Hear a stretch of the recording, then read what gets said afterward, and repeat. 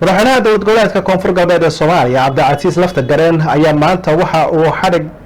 soo xidhay ama tababar uu soo xidhay cutubyo ka tirsan ciidamada daraawiishta ee maamulkaasi ee koonfur galbeed ee Soomaaliya sida warkaan uu ku faahfaahinayo Riyaana Bashiir.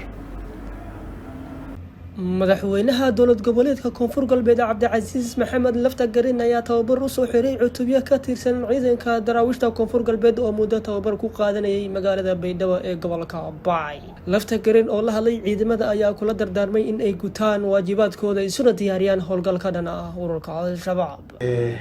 runtii maanta munaasabadan aan inta u joogno waa munaasabad muhiim ah dadka Soomaaliyeed oo dhanna muhiim u ah gaar ahaan dadka reer koonfur galbeedna muhiim u ah ciidamada qalabka sidana muhiim u ah dadka markii uu bini aadan uu ku soo biiro farxad ay u tahay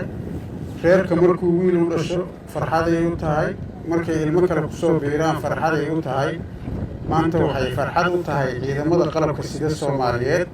maadaama ay ku soo biireen ciidan walaalahooda ah oo garabkooda ah dufcadii lixaad ee ciidamada koonfur galbeed ah oo ka qayb noqon doono howlgallada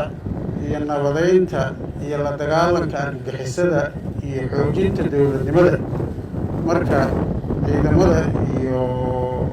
shacabka Soomaaliyeed mar labaad hambalyo intaas kadib